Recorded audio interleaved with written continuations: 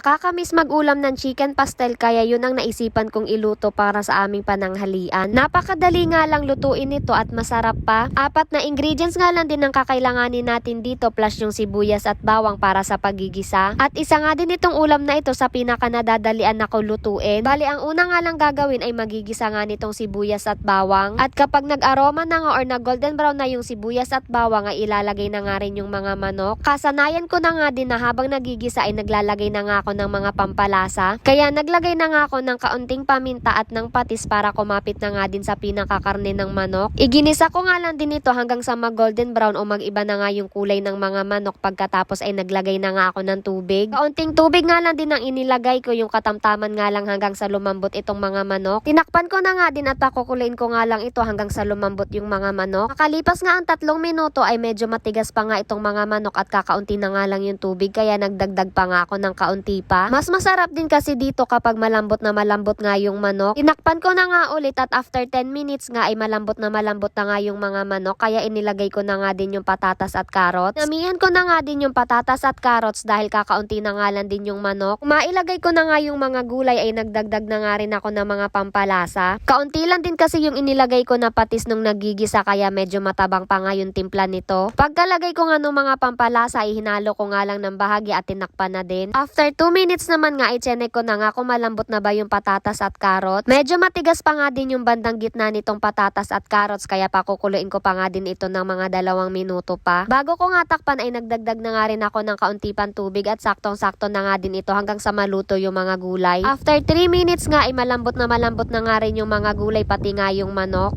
Tinikman ko na nga din at saktong-sakto na nga din yung timpla nito kaya inilagay ko na nga din yung gatas. Gumamit nga pala ako dito ng evap pero pwede rin naman yung fresh milk or kung anong gatas ang available sa bahay nyo. Yung dami naman ng gatas na ilalagay nyo ay nakadepende na nga lang din sa inyo. Pero ang nagamit ko nga dito na gatas ay kalahating tasa din dahil tira nga lang din yun sa niluto ko nung isang araw. Kesa naman nga masayang ay inubos ko na nga lang din dito sa chicken pastel. Pakukuloyin ko na nga lang din ito ng mga 1 minuto pa o hanggang sa lumapot nga yung sabaw nitong chicken pastel. Maya nga lang ay naluto na nga din itong aming ulam pananghalian. Hindi ko na nga lang din masyadong napalapot yung sarsa dahil naubusan na nga ng baga or ng apoy yung kahoy at tinamad na nga ako maglagay ulit.